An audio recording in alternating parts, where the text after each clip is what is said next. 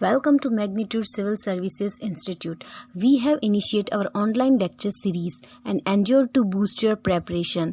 Hope you will like our series. So, let's get started. नमस्कार। Indian economy की series के अंदर आज हम लोग देखेंगे मनी और बैंकिंग का पार्ट 3। यहाँ पे हम लोग सबसे पहले शुरुआत करेंगे बेजल से। बेजल नॉर्म्स क्या होता है? तो बेजल एक शहर है स्विट्जरलैंड के अंदर जहाँ पर BIS का हेडक्वार्टर है, यानी कि ब्यूरो ऑफ इंटरनेशनल सेटलमेंट्स, जिसका मेंबर लगभग हर एक कंट्री का सेंट्रल बैंक रहता है, यानी कि इंडिया के केस में RBI। BIS का काम क्या है? कॉरपोरेशन फोस्टर करना, यानी कि कॉरपोरेशन बढ़ाना। सारे ही सेंट्रल बैंक के पूरे दुनिया में जितने भी कंट्रीज के अपने अपने सेंट्रल बैंक है उनके बीच में कॉरपोरेशन बनाना और फाइनेंशियल स्टेबिलिटी और कॉमन स्टैंडर्ड बैंकिंग रेगुलेशन के अंदर मेंटेन करना। करंटली उसके 45 मेंबर्स है 28 जुरिस्डिक्शन में से इस कमिटी के अंदर। अब बेजल अपनी गाइडलाइंस भी बनाता है, तो ये एक ब्रॉड सुपरवाइजरी स्टैंडर्ड है जो सेंट्रल बैंक का ग्रुप मिलकर बनाता है और उस ग्रुप को बोला जाता है Basel committee on banking supervision, BCBS। तो ये जो सेट ऑफ एग्रीमेंट है BCBS का, वो मेनली फोकस करता है कि बैंक का रिस्क किस तरह से रिड्यूस किया जाए और फाइनेंशियल सिस्टम अच्छे से मेंटेन किया जाए, और इस एग्रीमेंट को बेजल अकॉर्ड भी बोला जाता है। तो पर्पस क्या है इस अकॉर्ड का? कि जितने भी फाइनेंशियल इंस्टीट्यूशंस यानी कि बैंकिंग या तो NBFCs है, उनके पास इनफ कैपिटल हो कि अपनी ऑब्लिगेशंस मीट कर सके, फुलफिल कर सके, और जितने भी लॉस है वो एब्जॉर्ब अपने कर सके। इंडिया ने इस बेजल अकॉर्ड्स को एक्सेप्ट किया हुआ है अपनी बैंकिंग सिस्टम के लिए। अब BCBS के जो भी डिसीजन है, इस कमेटी के जो भी डिसीजन है, वो लीगल फोर्स नहीं है, यानी कि वो डिसाइड जो करता है, जो अकॉर्ड में लिखा है वो कंपलसरी बाउंडिंग नहीं है। रादर देन ये कमेटी फॉर्मुलेट करता है सुपरवाइजरी स्टैंडर्ड और गाइडलाइंस को, और रिकमेंड करता है कि आपके बेस्ट प्रैक्टिस के लिए ये स्टैंडर्ड्स आपको अपनाने चाहिए। इस तरीके से कमेटी एनकरेज करती है कि सबका एक कॉमन स्टैंडर्ड होना चाहिए और इम्प्लीमेंटेशन मॉनिटरिंग होना चाहिए, विदाउट अटेम्प्टिंग कि भाई कितना डिटेल हार्मोनाइजेशन हो रहा है कंपनियों के बीच में। तो सुपरवाइजरी एक अप्रोच होना चाहिए और एक common standard all over the world बैंकों के अंदर होना चाहिए। अब इस अकॉर्ड्स के नाम दिए हुए बेजल 1, बेजल 2 इस प्रकार से, जैसे कि ऑटोमोबाइल कंपनियों के अंदर या तो ऑटोमोबाइल सेक्टर के अंदर गाड़ियों में होता है Bharat stage 1, Bharat stage 2, BS4, BS6 अभी आ गया है, ठीक है। व्हीकल्स के अंदर यूरो स्टैंडर्ड्स, यूरो स्टेज वगैरह। उसी तरह से बैंकों के अंदर आता है बेजल 1, बेजल 2, बेजल 3। यहाँ पे कंपैरिजन दिया है बेजल 2 और 3 का। तो 3 पिलर्स पर काम करता है। सबसे पहला है मिनिमम कैपिटल रिक्वायरमेंट्स, कि कैपिटल रिक्वायरमेंट कितनी होनी चाहिए अपने लॉसेस को कुशन करने के लिए, जो हम लोग CAR के अंदर हमने लास्ट वीडियो के अंदर देखा था। लिंक आपको यहाँ पर आई कार्ड के अंदर मिल जाएगा कि CAR मिनिमम कैपिटल कितना होना चाहिए ताकि लॉस को वो कुशन कर सके। दूसरा है सुपरवाइजरी रिव्यू प्रोसेस। सुपरविजन किस तरह से, रिव्यू किस तरह से किया जा रहा है, लोन्स वगैरह किस तरह से चल रही है किसी बैंक की, NPA में तो नहीं जा रहा वो। और तीसरा आता है डिस्क्लोजर एंड मार्केट डिसिप्लिन। अब बैंक्स के अंदर 2 लोग होते हैं, एक तो इन्वेस्टर जो उनका शेयर खरीदता है और दूसरा डिपॉजिटर जो अपना पैसा जमा करता है। तो उन दोनों का कॉन्फिडेंस बिल्ड करने के लिए डिस्क्लोजर, यानी कि अपनी सारी इन्फॉर्मेशन, बैंक कैसा काम करती है, कितना फ़ायदे में है, कितना नुकसान में है, इन एंड आउट सारा दिखाना पड़ता है, मार्केट डिसिप्लिन क्या है वगैरह वगैरह। इन्हीं 3 चीज़ों को एनहांस्ड किया है और रिफाइंड किया है बेजल 3 के अंदर। तो यहाँ पे सबके आगे एनहांस्ड लिखा हुआ है, बाकी चीज़ सेम है। बेजल 1 इंट्रोड्यूस हुआ था 1988 के अंदर BIS के द्वारा। इसके अंदर कैमल का एक्रोनिम दिया गया था, यानी कि लिक्विडिटी, ठीक है। L का यहाँ पर लिक्विडिटी, लिक्विडिटी यानी कि बैंकों के पास कितनी लिक्विडिटी, यानी कि कैश फॉर्म में कितना पैसा पड़ा है। एसेट क्वालिटी कितनी है, कोई लोन देगा तो सामने वो गिरवी में एसेट लेगा, तो उस एसेट की क्वालिटी कितनी है, अच्छा एसेट है या बुरा है। फिर रिस्क वेटेज, उसी एसेट क्वालिटी के ऊपर रिस्क निर्धारित किया जाता है कि भाई सपोज सरकार ने लोन लिया है तो उसका लो रिस्क है, किसी पर्टिकुलर इंसान ने या किसी कंपनी ने लिया है और वो नहीं चल रही तो उसका रिस्क ज़्यादा हो जाएगा। तो रिस्क कितना है टोटल बैंक के पास। फिर capital adequacy, Tier 1 Tier 2 capital कितना है ताकि वो लॉस को एब्जॉर्ब कर सके। अर्निंग कितनी है, मैनेजमेंट कैसा है, सुपरविजन कैसा है, और सिस्टम कंट्रोल कैसा है ओवरऑल बैंक का। तो ये बेजल 1 के अंदर स्टैंडर्ड्स डिसाइड किए थे इन सारों चीज़ों के अंदर। बेजल 2 2004 में आया था, BCBS ने पब्लिश किया था इसकी गाइडलाइन को। 3 पैरामीटर के आधार पर ये चलता है। जैसा हमने प्रीवियस स्लाइड में देखा था। सबसे पहले मिनिमम कैपिटल एडिक्वेसी आपको मेंटेन करनी पड़ेगी आपके रिस्क एसेट्स का 8%, ऐसा इस स्टैंडर्ड के अंदर बोला गया। इंडिया ने इस प्रैक्टिस को अपनाया है CAR के जरिए, यानी कि कैपिटल एडिक्वेसी रेशियो, जो हमने प्रीवियस वीडियो के अंदर डिस्कस किया है, मनी एंड बैंकिंग पार्ट 2 के वीडियो के अंदर। जो बैंक्स है, सेकंड पॉइंट, जो बैंक्स है उनको बेटर रिस्क मैनेजमेंट टेक्निक अपनाना पड़ेगा और अपना मॉनिटरिंग और मैनेजमेंट करना पड़ेगा तीनों टाइप के रिस्क को। अगर आप लोन दे रहे हो या क्रेडिट दे रहे हो, उन सब के अंदर आपका रिस्क मैनेजमेंट कितना है। उसके अलावा आपके डिस्क्लोजर रिक्वायरमेंट को इंक्रीज करना पड़ेगा ताकि इन्वेस्टर और डिपॉजिटर का कॉन्फिडेंस बिल्डअप हो। ये मैंने अभी आपको जस्ट समझाया पिछले स्लाइड्स के अंदर। तीसरा है, और इससे क्या होगा कि बैंक और ट्रांसपेरेंट होगी और स्टेबल रहेगी। तीसरा है कि बैंक को मैंडेटरीली डिस्क्लोज करना पड़ेगा कि कितना रिस्क एक्सपोजर है उसके पास सेंट्रल बैंक को, यानी कि RBI को। तो ये 3 पैरामीटर है बेसल 2 के।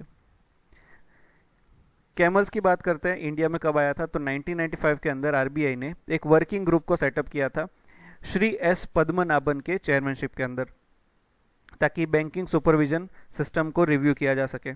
उन्होंने अपने कई सारे रिकमेंडेशन में कैमल को अप्लाई करने की बात की थी और RBI ने 1995 से या 1998 से इस कैमल्स को इम्प्लीमेंट किया था। अगेन हम लोग देख लेते हैं कैमल के 6 पैरामीटर इंडिया के अंदर। तो कैपिटल एडिक्वेसी है, एसेट है, मैनेजमेंट कैपेबिलिटी कितनी है बैंक्स की, अर्निंग कितनी हो रही है, लिक्विडिटी कितनी है जिसको एसेट लिक्विडिटी मैनेजमेंट बोला जाता है, और sensitivity to market risk and specially risk rate, interest rate risk. तो इन 6 पैरामीटर्स के आधार पर या कैमल से क्या होगा, बैंक का फाइनेंशियल, ऑपरेशनल और मैनेजरियल कितना मजबूत या कितना वीक है वो आइडेंटिफाई किया जाता है। क्लियर। अब बेसल 3 की बात करते हैं। 2010 के अंदर बेसल 3 की गाइडलाइन आई थी। इस गाइडलाइन के अंदर risk coverage, risk management and supervision और मार्केट डिसिप्लिन की बात की है, यानी कि बेसल 2 के एनहांस वर्जन की बात की है, जो हमने 2 स्लाइड पहले देखा था। 2008 के फाइनेंशियल क्राइसिस को देखकर बेसल 3 को लॉन्च किया गया था, रिलीज किया गया था 2010 में। अब PLR क्या है, प्राइम लैंडिंग रेट। तो ये एक टर्म है जो कई सारी कंट्री में अप्लाइड होता है इंटरेस्ट रेट के रेफरेंस में, जो बैंक यूज करती है ब्याज देने के लिए। तो ये जो टर्म है वो ओरिजिनली इंडिकेट करता है रेट ऑफ इंटरेस्ट जिसके ऊपर बैंक अपने फेवर्ड कस्टमर को क्रेडिट मुहैया करता है या तो लोन देती है। यानी कि ये एक प्रकार का बेंचमार्क लेंडिंग रेट है। बैंक चाहे इससे कम में लोन दे सकती है या तो इसके ऊपर भी लोन दे सकती है, डिपेंड करता है कि उसका कस्टमर के साथ रिलेशन कितना है, ठीक है, किस प्रकार का है। फिर आता है बेस रेट। बेस रेट क्या होता है, तो बेस रेट एक मिनिमम लेंडिंग रेट है जो बैंक चार्ज करता है किसी भी कस्टमर को कि इससे नीचे, यानी कि बेस रेट के नीचे किसी को भी लोन प्रोवाइड नहीं कर सकता, फिर वो कैसा ही कस्टमर क्यों ना हो, कितना ही फेवरेबल क्यों ना हो। तो ये जो है 1 जुलाई 2010 से लागू पड़ा था। इससे पहले PLR था, जो हमने लास्ट स्लाइड के अंदर जैसे देखा था कि प्राइम लैंडिंग रेट एक बेंचमार्क रेट है जिसके ऊपर या नीचे बैंक, यानी कि उस रेट से कम या ज़्यादा बैंक जो है अपने कस्टमर को लोन प्रोवाइड कर सकता था। तो ये एक प्रकार का एंकर रेट की तरह काम करता था, बेंचमार्क रेट की तरह काम करता था। लेकिन 1 जुलाई से बैंक ने इसको रिप्लेस कर दिया और बेस रेट लेकर आ गया था। क्लियर। ये नया बेंचमार्क वगैरह हटा दिया, मतलब PLR का एज अ बेंचमार्क हटा दिया था, बेस रेट लेकर आ गए थे। और ये बताया गया कि इस न्यू फ्लोर रेट के बिलो कोई भी बैंक किसी को भी लोन नहीं दे सकता। उस समय पर इंडिया की जो लार्जेस्ट बैंक SBI ने इंडिकेट किया था अपने प्लान के अंदर कि उसका बेस रेट 7.5 to 8 के बीच में वेरी करेगा। ये 2010 के समय की बात है। क्लियर। जो बेस रेट है बैंक का वो मिनिमम रेट होता है, रेट ऑफ इंटरेस्ट होता है, जिसके नीचे बैंक लोन प्रोवाइड नहीं कर सकती। और ये बैंक खुद से ही डिसाइड करता है कि उनको मिनिमम लैंडिंग रेट कितना रखता है। वो किस तरह से डिसाइड करती है, कई सारे पैरामीटर्स को देख करके उनको कितना खर्चा पड़ रहा है, प्रॉफिट कितना है, प्राइम ऑब्जेक्टिव क्या है, ये सारा एक ट्रांसपेरेंट रखना पड़ता है उनके सिस्टम के अंदर और बाद में रेट डिसाइड करके कस्टमर और RBI दोनों को बताना पड़ता है।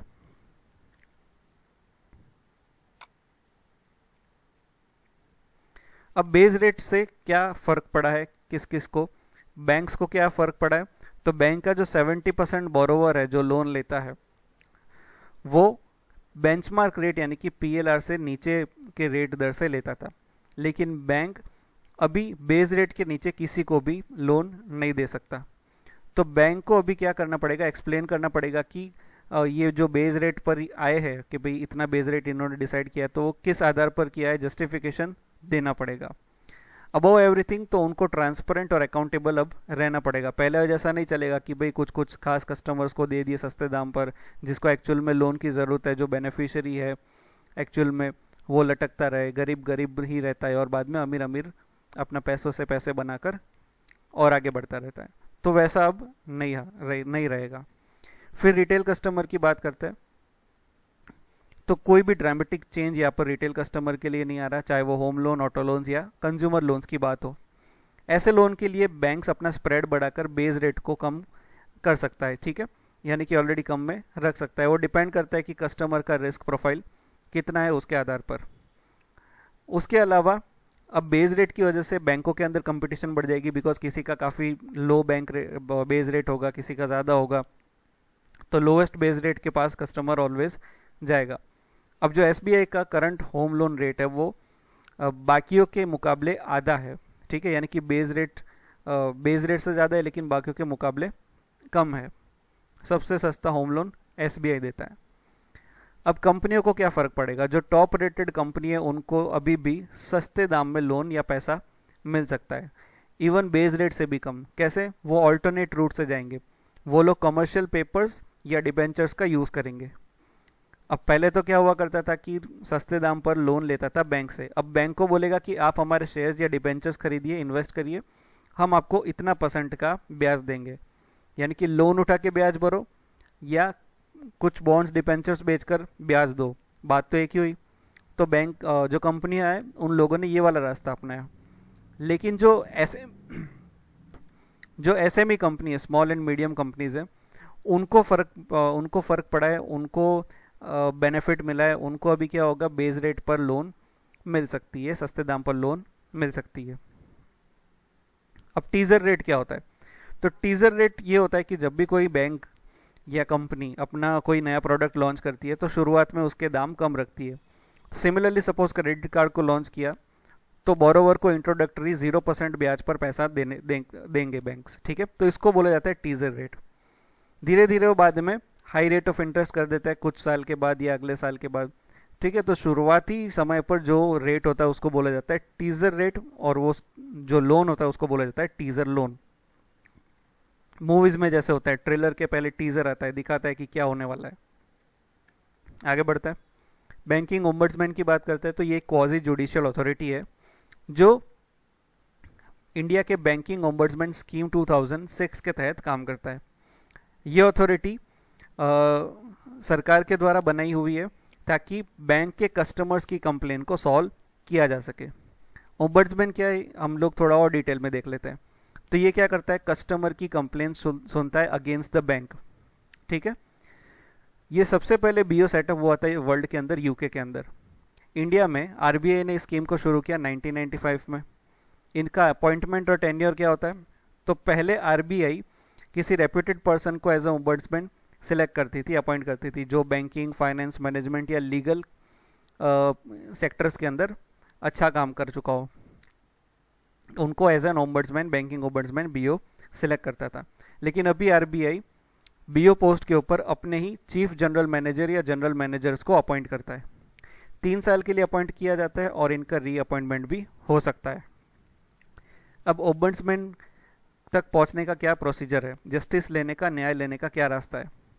अगर किसी भी XYZ रीज़न के लिए आप बैंक से नाखुश हो तो आप डायरेक्टली बीओ के पास नहीं जा सकते। पहले आपको उस बैंक को रिटर्न एप्लीकेशन देना पड़ेगा, कंप्लेन देनी पड़ेगी कि मुझे ये प्रॉब्लम्स फेस हो रही है। अगर बैंक आपकी प्रॉब्लम से डील नहीं करता 1 महीने के अंदर तो आप बीओ के पास जा सकते हैं। ऑन दी अदर हैंड, अगर कंप्लेन 1 साल पुरानी होगी तो बीओ के पास आप नहीं जा सकते। बीओ के पास जाने के लिए कोई भी लॉयर की ज़रूरत नहीं है, ना कोई फीस या स्टैम्प पेपर चार्ज देने की ज़रूरत है। आपको सिंपली क्या करना है, आरबीआई की वेबसाइट पर जाकर, बैंकिंग ओम्बड्समैन में जाकर आपको कंप्लेन डाल देनी है, जो भी प्रूफ है आपके पास कि मैंने ऐसे कंप्लेन किया था, ये किया था। तो बीओ बाद में अपने आप आपके केस को सॉल्व करेगा। अब देखते हैं लिबोर और मिबोर क्या होता है। लिबोर यानी कि लंदन इंटरबैंक ऑफर्ड रेट। ये वो ब्याज दर है या वो बेंचमार्क रेट है जहाँ पर बैंक को पैसा देता है लोन के जरिए पर। सपोज लोकल बैंक को इंटरनेशनल किसी बैंक को लोन देना है तो वो कितने ब्याज दर पर देगा, तो वो डिसाइड करेगा लिबोर को देखकर कि लिबोर में क्या रेट चल रहा है। क्लियर। तो इंटरनेशनल इंटरबैंक मार्केट जाकर एक बैंक दूसरे बैंक्स को लोन ले सकता है या तो दे सकता है लिबोर के आधार पर। अगर सपोज इंडिया के अंदर ही किसी बैंक को देना हो तो वो मिबोर में देखेगा। मिबोर यानी कि मुंबई इंटरबैंक ऑफर्ड रेट। ये हर रोज कैलकुलेट किया जाता है national stock exchange of India के द्वारा कि एवरेज लैंडिंग रेट के हिसाब से ये डिसाइड करता है कि मिबोर में आज के दिन पर बेंचमार्क रेट इतना रखना है। अब उस लिबोर या मिबोर के ऊपर नीचे जो भी दो बैंक डिसाइड करके अपना लोन उस ब्याज दर पर ले सकती है या तो दे सकती है। ठीक है। अब बारी आती है हिंदू रेट ऑफ ग्रोथ की। तो ये जो टर्म है हिंदू रेट ऑफ ग्रोथ, ये प्रोफेसर राज कृष्णा ने कॉइन किया था। ये एक इंडियन इकोनॉमिस्ट थे।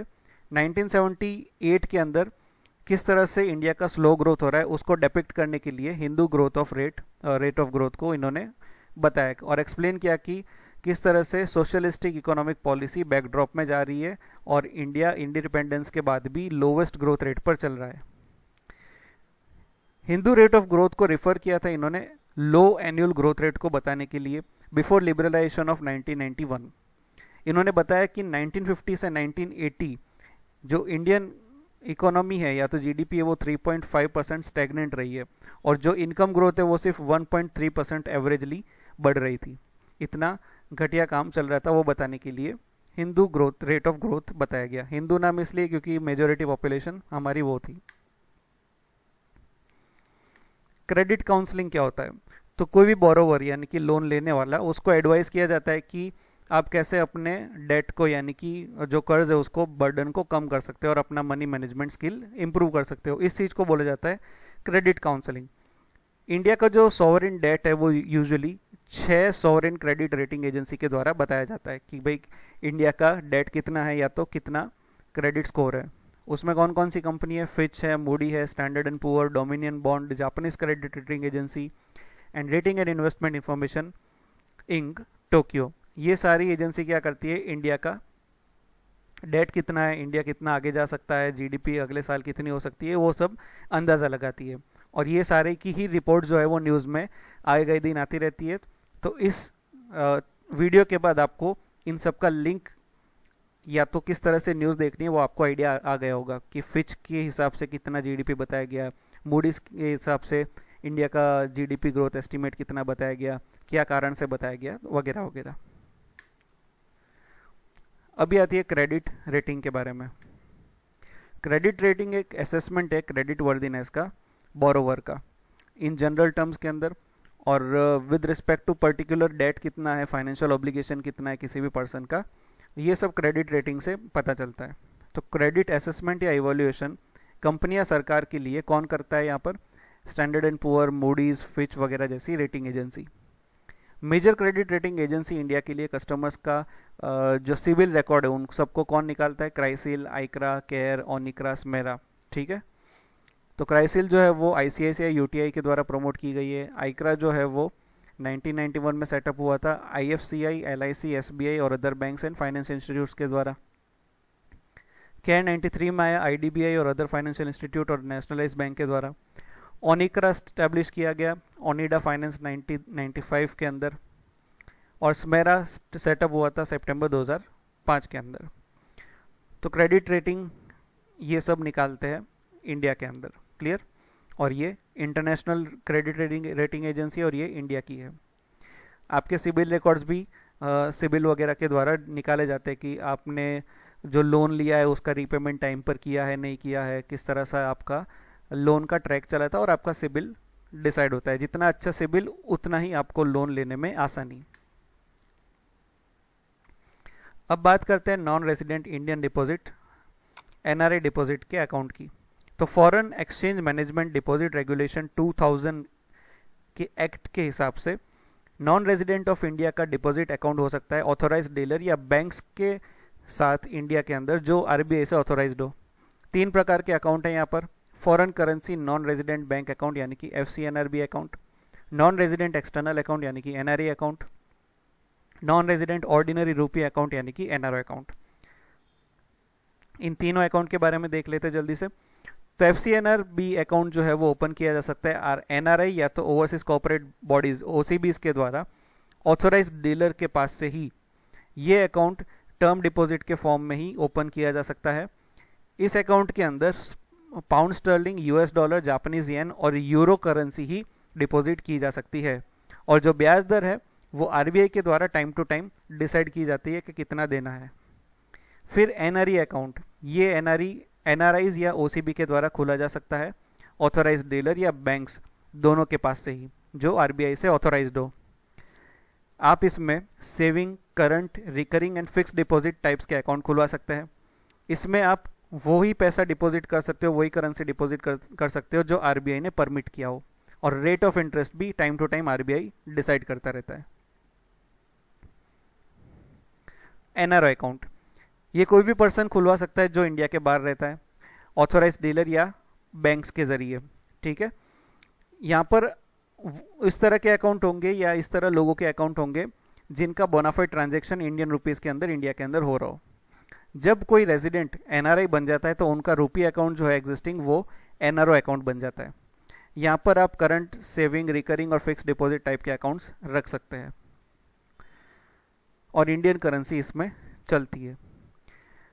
इसके अलावा 2 और अकाउंट थे पहले, NRI डिपॉजिट अकाउंट्स। ठीक है, उसका नाम था नॉन रेजिडेंट नॉन रिपैट्रिएबल रुपी डिपॉजिट अकाउंट और दूसरा नॉन रेजिडेंट स्पेशल रुपी अकाउंट। लेकिन foreign exchange management deposit regulation 2002 के अंदर इन दोनों को ही डिसकंटिन्यू कर दिया था 1 अप्रैल से। अब रिपैट्रिएशन ऑफ फंड क्या होता है? रिपैट्रिएशन यानी कि आप अपने जो पैसा है वो कन्वर्ट करके ले जा सकते हो, उसको बोलते हैं रिपैट्रिएशन। तो FCNRB और NRE अकाउंट में ये परमिटेड है, आप कर सकते हैं रिपैट्रिएशन, ले जा सकते हैं कन्वर्ट करवा के। तो हैंस जो डिपॉजिट इन अकाउंट में है FCNRB और NRE के अंदर, वो इंडिया के एक्सटर्नल डेट आउटस्टैंडिंग में गिना जाता है। जबकि जो प्रिंसिपल है NRO अकाउंट का वो नॉन रिपैट्रिएबल है, यानी कि आप जो मूल प्रिंसिपल है वो आप नहीं ले जा सकते, लेकिन आपका जो करंट इनकम या इंटरेस्ट अर्निंग है वो रिपैट्रिएबल होगा। जो अकाउंट होल्डर है NRO का, उनको परमिशन दी हुई है कि वो एन्युअली $1 मिलियन US पैसा रेमिट कर सकता है अपने अकाउंट से। ठीक है, बाहर ले जा सकता है। देयरफॉर तो जो डिपॉजिट है NRO अकाउंट के अंदर वो भी इंडिया के एक्सटर्नल डेट के अंदर गिना जाता है, similar to FCNRB and NRE account जैसे। तो आज की इस वीडियो में हमने बैंकिंग रिलेटेड कई सारे डिटेल टर्म देखे, जैसे कि बेजल क्या होता है, बेजल नॉर्म्स या बेजल अकॉर्ड्स क्या होता है, बेजल 1, 2, 3 हमने देखा, कैमल्स क्या होता है, उसके अलावा credit counselling, credit rating, Hindu rate of growth, ये सारी चीज़ें हमने देखी। तो ये स्टैटिक का रेफरेंस लेकर आप न्यूज़पेपर से जो भी इकोनॉमी से रिलेटेड न्यूज़ है उसको कवर कर सकते हो और अपना नोट्स बना सकते हो। इन सब के अलावा अगर आपको कोई डाउट हो या सजेशन हो तो कमेंट सेक्शन में बताइए या तो ईमेल करके बताइए। आज के इस वीडियो लेक्चर में बस इतना ही। Thank you so much. जय हिंद।